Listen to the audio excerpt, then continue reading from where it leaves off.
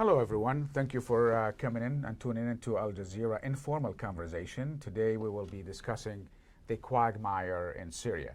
My name is Ali Yunus, and this is my guest, Saad Abdeen, who is a journalist and is specialized in the Middle East and the coverage of the Middle East for a long time. And also, he's an expert on the Syrian affairs. Saad, today we will discuss the Syrian civil war.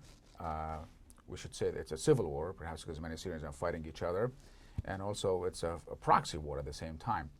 But in the past few days, we saw that the regime was able to break the rebels back in eastern Aleppo, and it was able to defeat them in that particular battle.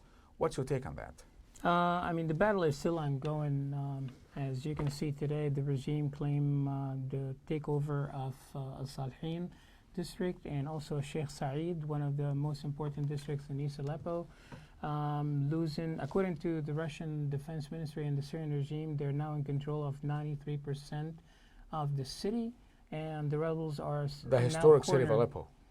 Well, they're taking parts of the old city of Aleppo, and the rebels are now cornered in only 8 districts. They lost the majority of the districts in the last 2 weeks. And the fighting will continue in order to figure out a way where they can get them out the remaining 8 districts. But explain to our viewers and listeners around the world, what is Aleppo? Is it eastern Aleppo? What is the Syrian regime controls what today? And the rebels, what do they control? Like, what are the percentages? And where does eastern Aleppo fits into that? I mean, here's one thing that people need to understand. First of all, Aleppo city itself came into the revolution before the Syrian crisis became a civil war. When the revolution started, Aleppo was one of the very few cities that refused to be part, exactly, in 2011, and that did not, they had demonstrations against the regime, calling for reform, calling for change, calling for democracy, but they didn't have the clashes, between the security forces and the protesters. There were some arrests, but in 2012, a lot of anti-regime activists moved from the rural areas to the city. The countryside. Exactly. That happens with all other cities. And it happened all over Syria, and they spearhead a bigger movement. And when it became militant, when the revolution became militant, and a lot of rebels start joining in to fight against regime, and a lot of foreign fighters on both ends start coming in, both from fighting for the regime and for Shia, Hezbollah, Iranians, Afghanis, Iraqis fighting on the side of regime. On the other side of the rebels, you have from all over the Arab world. You have Russia Islamic rebels. You have secular rebels. Coming from the entire region, Jordan. Not to mention the flow of weapons that was coming also from various countries. But the most important part was during the fighting, the rebels managed to take control of East Aleppo, and the regime managed to keep hold its grip on West Aleppo. A reminder of how Beirut used to be back in the 70s and the 80s. Yes. Only until recently, with the backing of the Russian Air Force, and of course with on the ground you have Hezbollah, Iranian military advisors, and at the same time you have, as you mentioned, the Pakistani, the Afghan, Iraqi, Harakat al-Nujaba, one of the most leading So Iraqis are leaving their country. These are Shia militias, obviously, and going to fight in Syria under the Shia banner, obviously, from what we see. Well, it's bigger than just the Shia banner. They're fighting in support of Assad because they believe, and they're selling it to their people as the ultimate fight against ISIS and against Wahhabism. But in reality, it is really a fight not against ISIS. It is more about the fight against Syrian opposition. Ironically, Assad is a Ba'athist party. Exactly, and the Ba'athist Party, of course, as you know, and many people know, the Ba'athist Party was involved in Iraq in killing thousands of Shia dissidents during the 70s and the 80s, right. and it shows how complicated the Middle East and the Arab world and the civil wars in the Arab world, because of this, many people in the West get confused try to decipher who's fighting what and who's on the side of what. Your Ba'athis with me, and Ba'athis against me, and Shia with me. Christian, Muslim, Shia, Sunni versus Muslim. it's a whole conglomeration of fighting. But I also want to ask another question: is what is the significance of this, battle today for the Assad regime? Is he going to stay in power? Would Syria, would he reconstitute Syria as a viable state, or Syria would still remain fragmented, dismembered, divided along sectarian lines, along militant lines? What is the significance of this battle? Well, as somebody who grew up in the region and survived the Lebanese civil war, and was there when the Syrians were actually ruling the entire country of Lebanon, I still remember one thing. Syria was never an actual state. It was always a mukhabarat state. It was always a failed state. There was never a rule of law. What's happening right now is simply the warlords in Syria are taken over. I mean, for example, just want to jump in and add one thing to what's happening in Aleppo. Among the factions fighting in Aleppo are actually leftist Palestinian faction called Luwa al-Quds, fighting on behalf of Assad, and they're the one who posted the early pictures. Is this not al-Quds brigade of the Iranians? No, that's a Palestinian faction that was probably loyal to part of the splinter factions that Papa Assad actually, established back in the day. Hafiz al-Assad, the father of Bashar al-Assad. Yes. When he was, running his proxy groups against Yasser Arafat back in the 80s. What's happening? It's all right the proxy now, wars in the Middle East. It's always been like this. I mean, people need to remember that the Ba'ath Party, the Syrian Ba'ath Party, has a playbook since the 60s that they've been using, that they've been borrowing chapters from, in order to create chaos in the region, set up terrorist groups. But for the Western audience, okay, this is maybe too complicated for a layman, somebody who is in Africa or in America, to understand what Hafiz al-Assad, who's Bashar al-Assad, and who's what, and who's Ba'athist and not Ba'athist. But also, if somebody wants to read on that, obviously have to follow more closely. But I want to go to a larger picture. We know Russia and China and Iran and Iraq and other countries, and many countries in the region, in the Gulf state, also are involved at some level in this Syrian civil war. What does it mean for the world? For the Russians, it means that their regime will stay intact. They'll keep their military bases. They keep their naval bases. But what it means for Iran at the same time. Why Iran is so keen on propping up the Assad regime? What does it mean for Iran? Iran, as you know, is heavily involved in Iraq, has a lot of influence in Iraq, has a lot of influence in Lebanon, and in Yemen, now Syria. So is Iran, as many Arabs see it, as an expansionist state, and holding an Assad regime not because of Assad, but because they are an expansionist? They want to expand their influence in the region. And also at the same time, I want to encourage our viewers and listeners around the world to tweet us and send us tweets, send us questions, and we'll be delighted. My guest here is Saad Abdin, and I am Ali Yunus. Send us your questions, and we'll try to answer those. So what it means for Iran and Russians? Why are they so keen on helping Assad? For example, they did not help Muammar Gaddafi. Saddam Hussein in the Gulf War, he was also a close friend of the Russians, and prior to that to the Soviet Union. So was Muammar Gaddafi. Why Assad?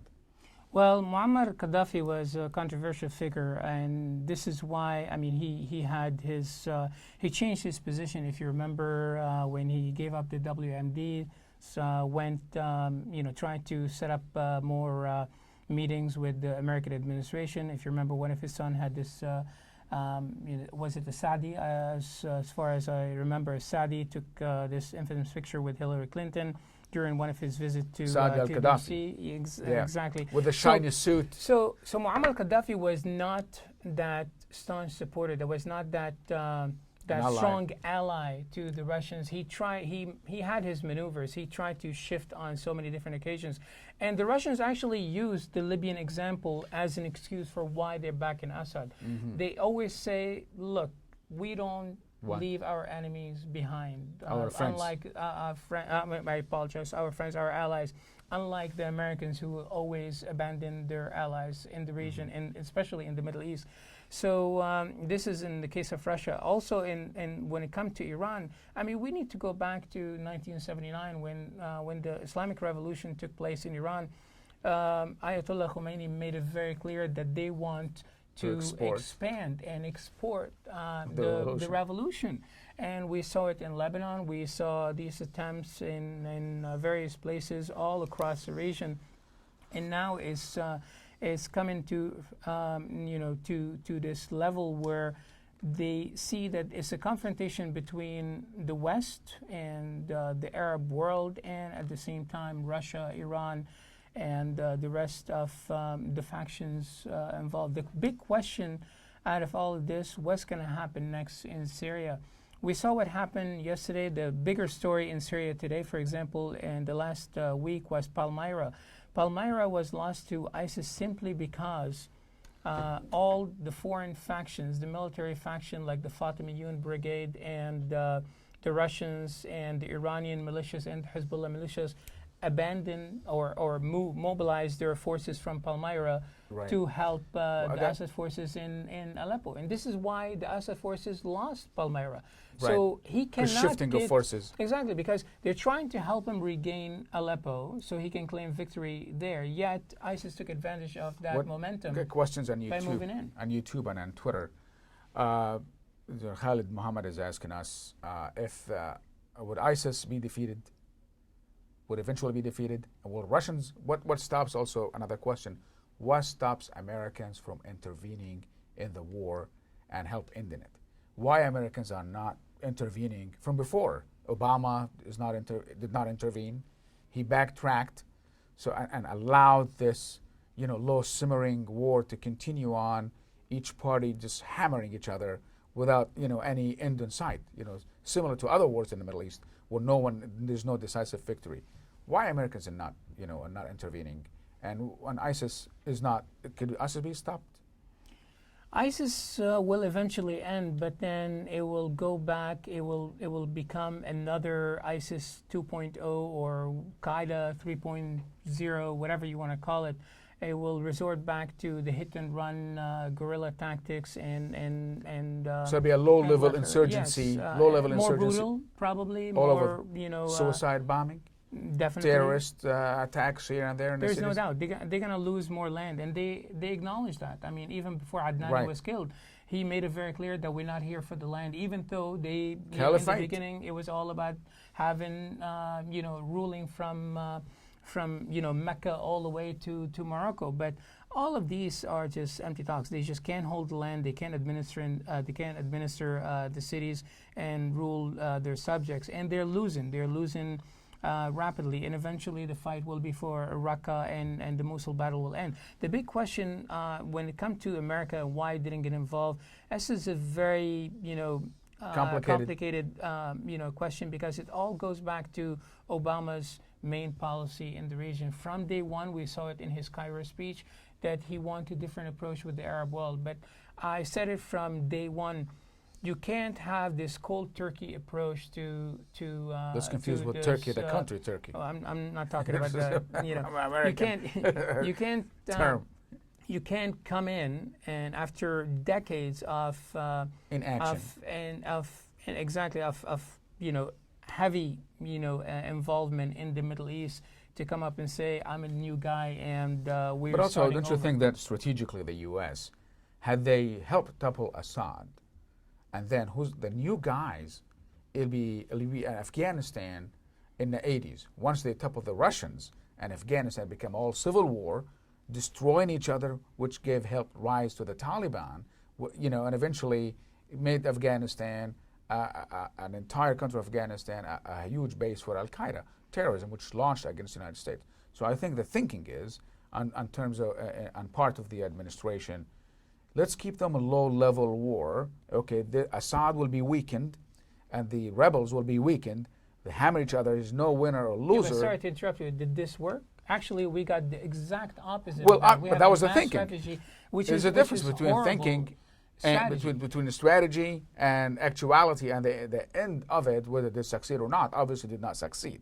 But that was the thinking. It failed miserably. It didn't just succeed. And you mentioned the playbook, and this is what the strategy within. You mentioned the Gulf War, the Iran-Iraq war.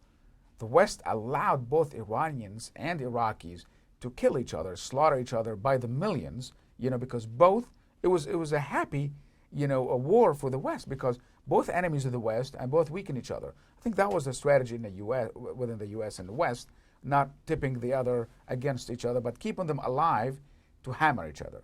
I mean, it all go back to the red line moment. Space technology, I lost. In 2013, when President Obama backtracked on attacking Assad forces, I still remember vividly that at that time, a number of regime generals were ready to just, walk out and just put down their weapons and just, surrender. Keep on continuing because I'm going to sign back on. And this is why we need to keep it in mind. There were so many mistakes in the U.S. approach to the Syrian crisis and the crisis in the Arab world in general following the Arab Springs. I still remember also when the demos started happening in Tunisia and Egypt. The State Department was very slow in reacting to the development. They were caught by surprise. The CIA said that. The State Department said that there were so many mistakes in the region. I got so many questions for us here, for our viewers to encourage them to ask us. This is Muhammad Mujahid. Reference to any news article is appreciated greatly. He wants a news articles to, why don't you check to aljazeera.com. We have a lot of in-depth details, whether on op-ed and opinions. There's the features. There are a lot of news. Go to aljazeera.com. You'll find the global coverage of this Syria. Al Jazeera is in the Middle East. Obviously, they have more incentive to cover the Middle East from a Middle Eastern perspective on that. And also, we have a drama Tell Her, Why Obama Made ISIS. Okay, this is a loaded question, if he made it ISIS or not. And we have Renee Aswin saying, why ISIS? Is America and Assad were in the position? And we got another Glenn from Felix. Glenn Felix says, why ISIS continue to battle. Lukman Hakim from YouTube says, the main issue is not ISIS now, it is the genocide running on Aleppo. So he called it genocide, and a lot of people agree with that. And Muhammad Muazzam says, is it possible for Syria to survive in the future as a unit, as a unified country? So many people ask, was Obama made ISIS or why ISIS? In fact, I've written about it before, in global press. The origins of ISIS, people could, have all kind of theories about who made ISIS or not. But clearly, Obama did not make ISIS. But when you create conditions and environment, you weaken the state, a lot of non-state actors, prop up and become, control the state, like Al-Qaeda, ISIS, and all these groups. The other question here, I want you, Saad, to bear with me. Is Syria going to come out of this in one state as geographic unit? Is Syria going to end up becoming a failed state? I have an opinion on Arab states as nation states. I think they have failed to become nation states. There are no rule of law in none of the Arab countries that we know, where citizens are not really citizens. They are subjects. There's no rule of law compared to the Western countries. They're not free or free enough to control their destiny. Is Syria heading toward dismemberment, toward becoming a failed state like we see what's happening in Iraq, we see what's happening in Yemen? Well, Iraq is recovering. Yemen is a totally different issue because you have the south and the north is a completely. Let's start, by addressing the real issue over here. Viewers in general, whether you understand this region, whether you live in the region or not, we need to stop addressing each Arab country as if it's part of this whole Arab phenomenon. Each country has its own history, has its own problems, and it has its own. But there's this common thread. Yes. Beside the language, I don't see anything, and of course the authoritarian regimes. Well, I don't see. I beg to differ. But when at the demise of the Ottoman Empire, this whole Arab states the creation of nation states post World War II. I agree with you. They were divided. But Lebanon was part of Syria. And the French decided, okay, let's create this country.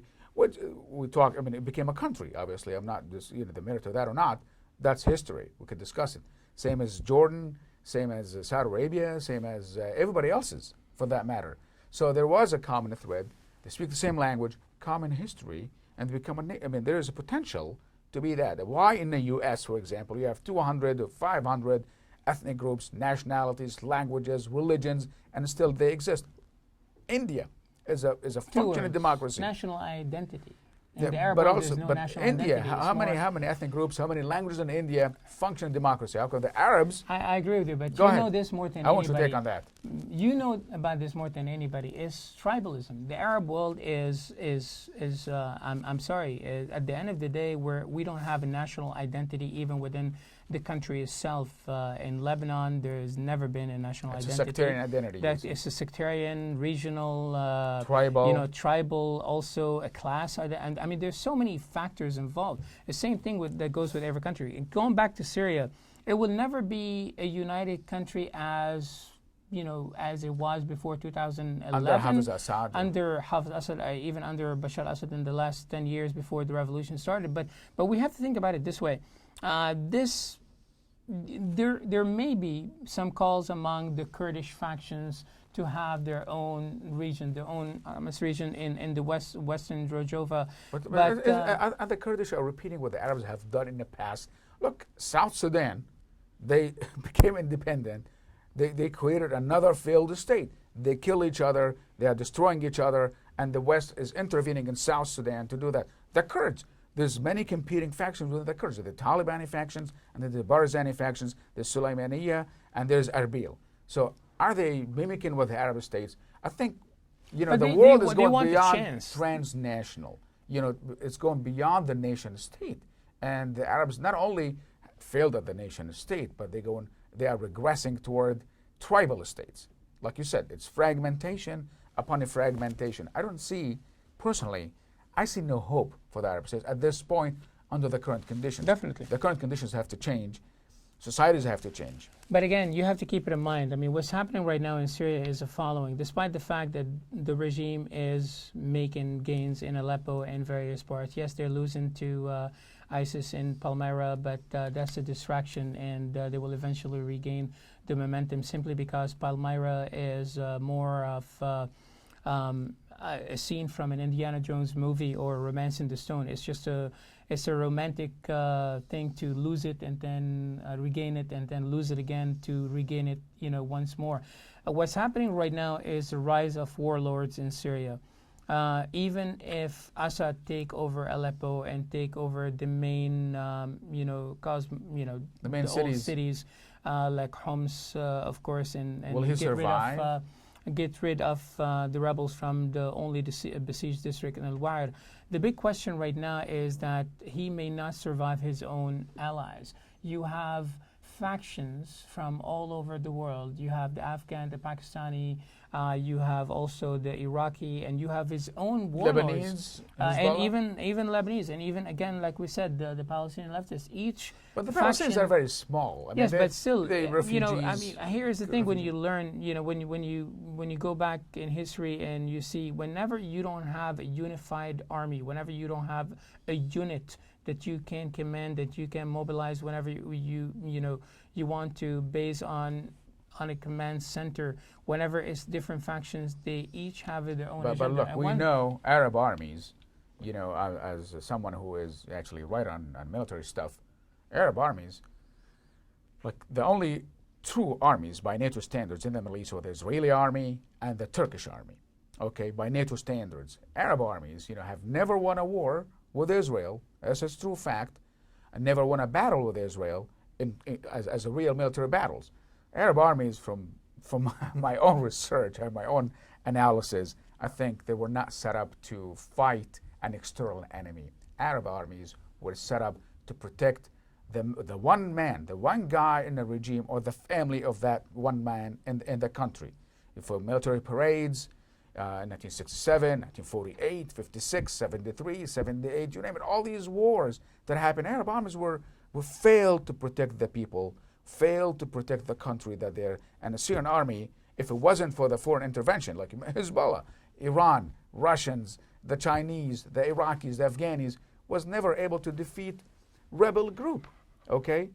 Look at the Yemeni army disintegrating. So all these armies, I don't know if somebody has faith in their army, but I don't, because these armies, under the current conditions of the Arab countries, they're not real armies in a modern sense of the world. They're not fighting forces to fight an enemy who will occupy their country. That's why Libyan army melted, Iraqi army melted when the U.S. invaded. The Syrian army melted. All these armies, they melt away. That was the argument whenever President Obama backtracked on the red line. If there was a U.S. strike in Syria, I could have guaranteed you that the Syrian army, the Assad army, would have done exactly what the Iraqi army did in 2003. They just would, change their uniform. And it happened. And it did happen in the early days when everybody was expecting a U.S. airstrikes on Al-Shab. They were expecting a quick fall of the regime. Yeah, exactly. But you see, this is, again, it's all about action and reaction. The U.S. failed to act. Russia stepped up its game in the region.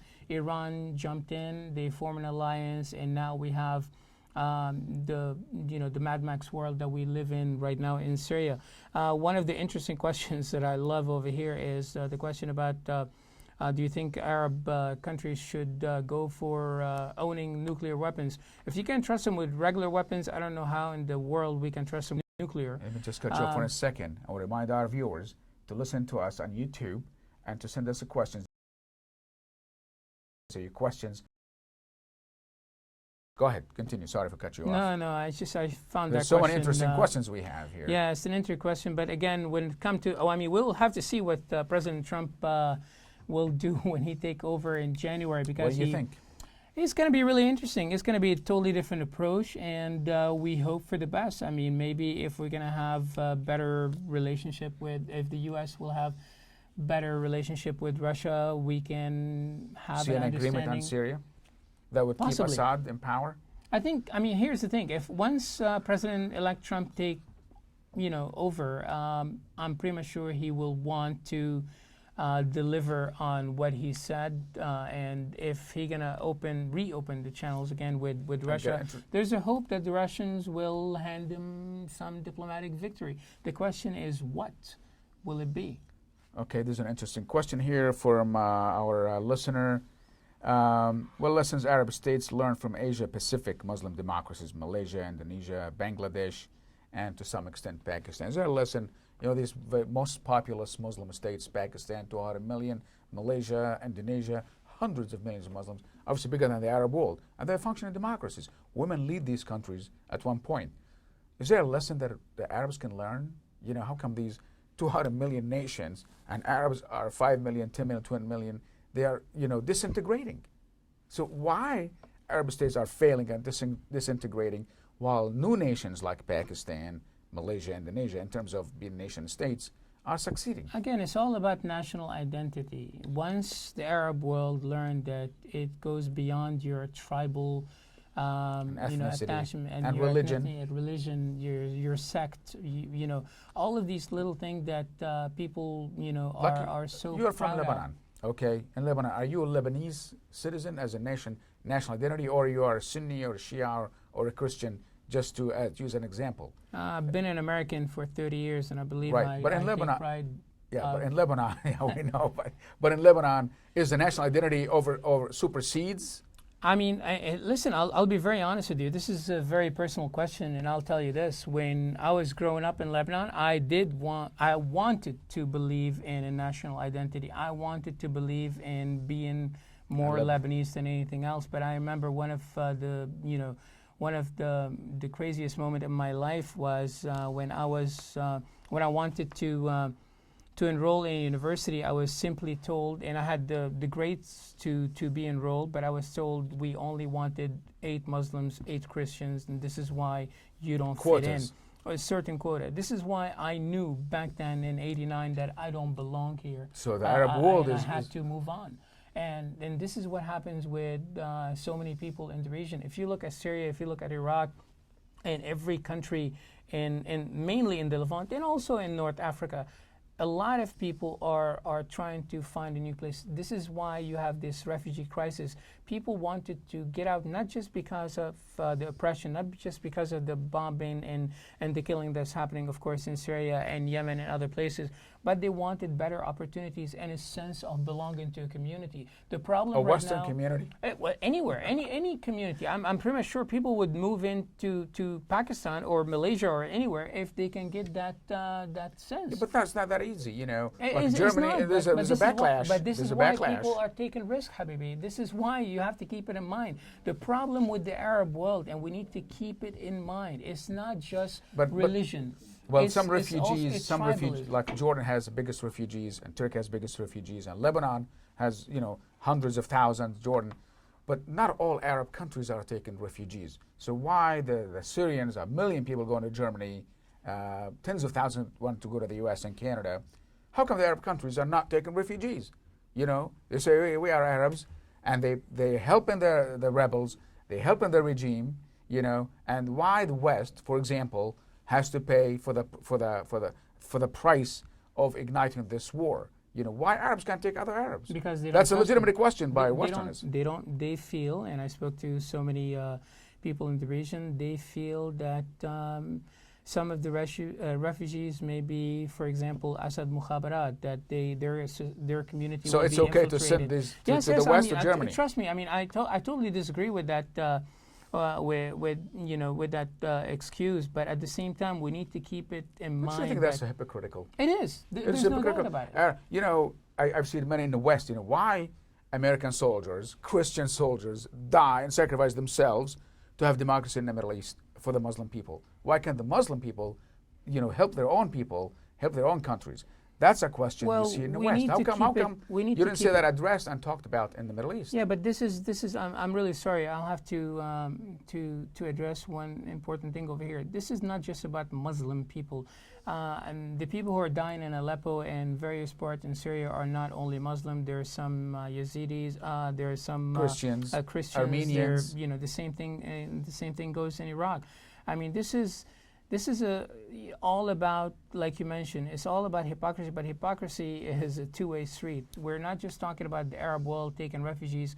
We're also we need to address the fact that Western nations and Russia and the rest, and even Canada, for God's sake, they're selling weapons to these countries. I mean, one of the biggest, for example, and I know we're talking about Syria, but we got less than a minute. but just want to jump into one thing very quick. When it comes to, for example, Libya, everybody wants to lift the embargo, the arm embargo on Libya, so they can sell them weapons. And instead of implementing and pushing for peace talks among all the factions, countries all over the world are so eager to make a buck in order to sell weapons, and this is the biggest problem that we have. That's a reality. So hypocrisy again is, it goes. And real politics in the world. It's all about that. Everyone for their own interests. Okay, I want to thank our viewers and listeners around the world for tuning in for our Q&A on Al Jazeera YouTube.